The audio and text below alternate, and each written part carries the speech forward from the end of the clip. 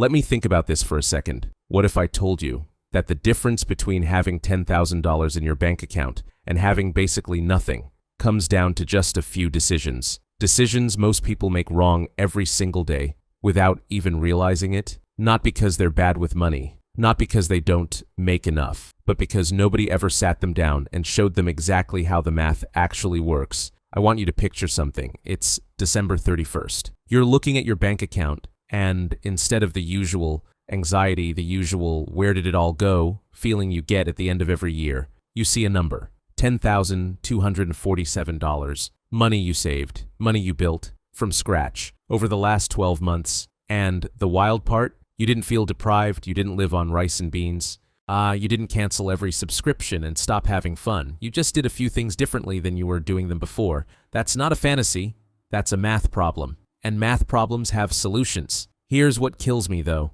Most people set a savings goal in January. This year, I'm gonna save $10,000. And by March, they've already given up. Not because it's impossible, but because they tried to white-knuckle their way through it using pure willpower, with no actual system, no real plan, just vibes and optimism. And then life happened. A car repair, a birthday dinner, a random Tuesday where they were tired and ordered DoorDash 4 times, and the goal just quietly died. So today I'm going to show you how to actually do this. Not motivational fluff, not cut your coffee nonsense. Real strategies, real numbers, real psychology. The stuff that actually changes behavior and makes saving feel less like punishment and more like progress. My name is Tate, and I break down personal finance in a way that actually makes sense for real people living real lives. If you've ever set a money goal and watched it fall apart by February, make sure you subscribe and hit that like button if this video helps you finally see a path forward. All right, let's get into it. Here's what most people don't realize about saving money in America right now. The average American has less than $1,000 in savings, not $10,000, $1,000. One unexpected car repair away from credit card debt, one medical bill away from financial crisis. And this isn't because Americans are lazy or irresponsible. It's because the entire system we live in is designed to move money out of your pocket as fast as it comes in. Think about it. Every app on your phone is engineered by teams of PhDs to get you to spend. Every store layout is optimized to trigger impulse purchases. Every credit card rewards program is specifically designed to make you feel like you're winning while you're actually losing. The game is rigged, and most people are playing it blind. The reality is that the median household income in the United States sits around $56,000 a year. After taxes, you're looking at somewhere around $44,000 to $48,000 depending on your state. That's roughly $3,700 to $4,000 a month take-home, and $10,000 is about 22% of that annual take-home pay. So we're not talking about saving half your income. We're talking about setting aside roughly $833 a month, which sounds like a lot until you actually break down where your money is going and realize how much of it is quietly leaking out of your life in ways you'd never consciously choose. Here's the part that gets uncomfortable. Most people who say they can't save haven't actually tracked their spending for a single full month. They have a general feeling about their money but no actual data. And when you run the numbers, genuinely sit down and categorize every single transaction, the leaks show up fast. Subscriptions you forgot about, restaurant spending that's triple what you estimated, convenience fees, delivery fees, random $15 purchases that feel small but happen constantly. The consequences of not fixing this aren't just abstract. If you're 30 years old and you don't start building savings now, you're not just missing out on $10,000. You're missing out on the emergency fund that keeps one bad month from destroying your credit. You're missing out on the down payment that gets you out of renting. You're missing out on the investment account that compounds for 30 years. The cost of not saving isn't what you don't have today. It's the life you can't build tomorrow. And that's what makes this worth actually figuring out. So, how do we do this? The first thing I want to talk about is the only savings strategy that actually works for human beings. And it's not the one anyone wants to hear, but stick with me, because the math is genuinely satisfying. It's called paying yourself first. And I know, you've heard that before, but you've probably been applying it wrong. Most people think paying yourself first means making a mental note to transfer money to savings after they pay all their bills and expenses. That's not paying yourself first. That's paying yourself whatever's left, which, spoiler, is usually nothing. Real pay yourself first means the money leaves your checking account the same day your paycheck hits, before you see it, before you can spend it, before your brain registers it as available. Here's how you actually set this up. You open a high-yield savings account, not your regular bank's savings account that pays you 0.01% interest, but an actual high-yield account through something like Marcus Alley or SoFi, which right now are offering somewhere around 4% to 5% APY. Then, you set up an automatic transfer for the day after your paycheck deposits. Not a reminder, not a goal, an automatic transfer. Now here's the math that makes this click. If you need to save $10,000 in 12 months, that's $833 per month. But if you get paid bi-weekly, that's only $385 per paycheck. $385. That's the number you're automating.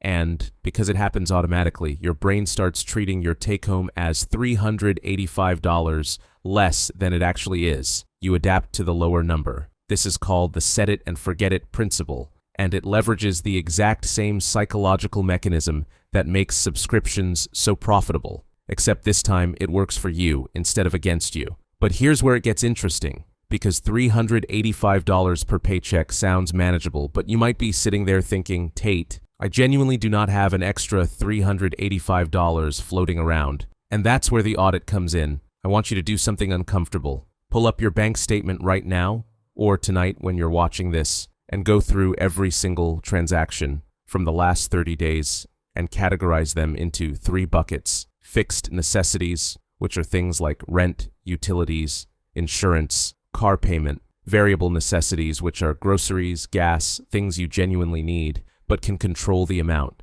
And then everything else. Every restaurant, every subscription, every random Amazon order, every coffee run, every treat yourself moment. For most people, that third category is absolutely wild. I'm not talking about $50. I'm talking about $400, $600, sometimes $800 in spending. That didn't reflect a conscious decision. It just happened. And you don't need to eliminate that category entirely. You just need to optimize it. Here's a real breakdown. Let's say you find $200 in subscription and entertainment spending. You could reduce without actually impacting your happiness. Old subscriptions you forgot about, streaming services you share anyway, a gym membership for a gym you haven't visited since 2023. That's $200. Then you find another $150 in restaurant and food delivery spending by cooking at home 3 more times per week. Not every meal, just 3 more. That's $350 already. Add in $50 in miscellaneous friction spending, the random stuff you buy out of boredom or convenience,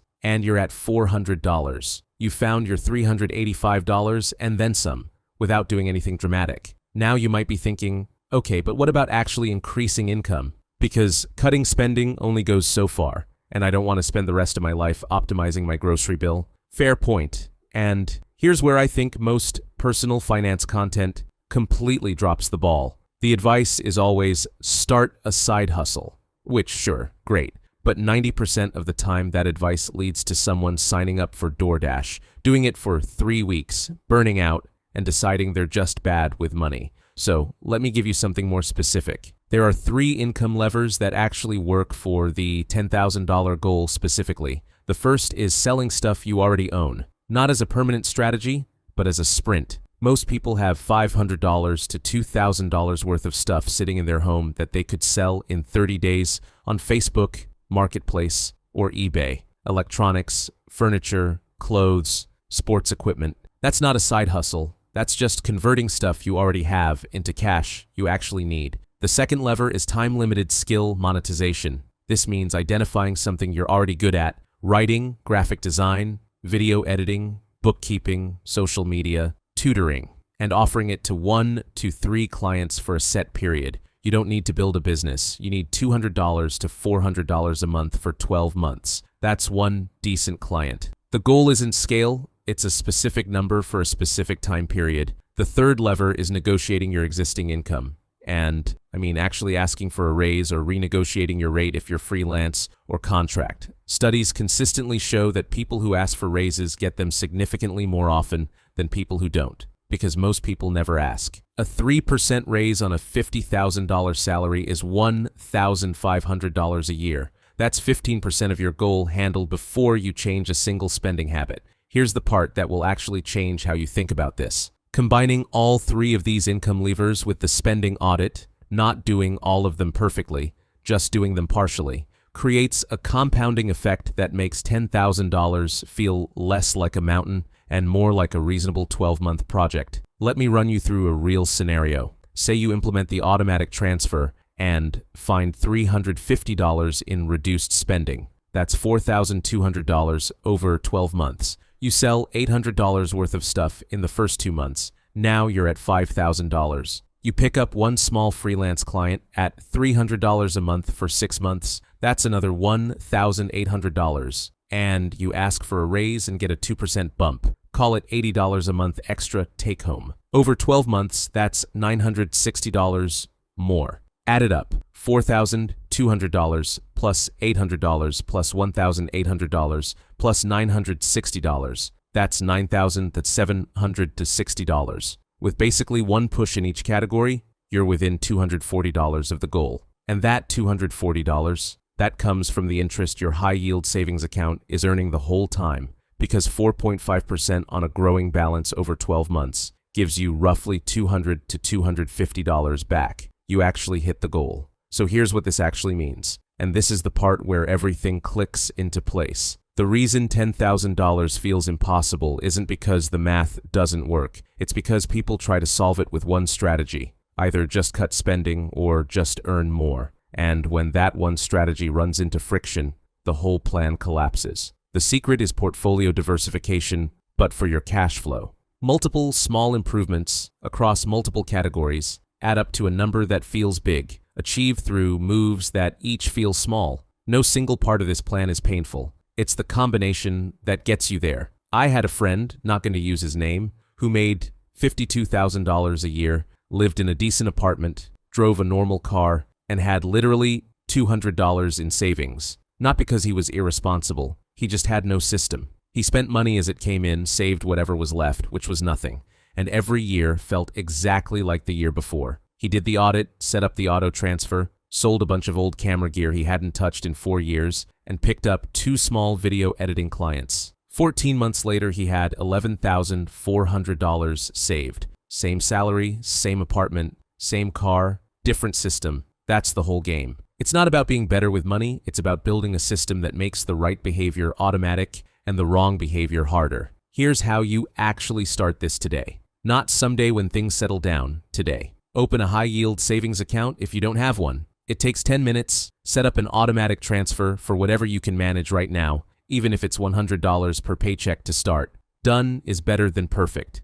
Run your spending audit this week. 1 hour, 1 month of transactions, 3 categories. Find your leaks. Reduce 2 of them. Walk through your house and identify $300 to $500 worth of stuff you'd genuinely be fine selling. List it this weekend. And if a raise is even a remote possibility at your job, have that conversation within the next 30 days. You don't have to do all of this at once. Oh, you just have to start, because $10,000 in 12 months isn't a discipline challenge. It's a systems challenge, and systems, unlike willpower, don't run out. The bank account you have on December 31st of this year is being built right now by the decisions you make and the systems you put in place in the next few weeks. Make them count. If this gave you something real to work with, hit that like button. It actually helps this channel reach people who need it. Subscribe if you want more breakdowns like this. And drop a comment with where you're starting from, even if it's 0, because I read them. And sometimes just saying the number out loud is the first step toward changing it.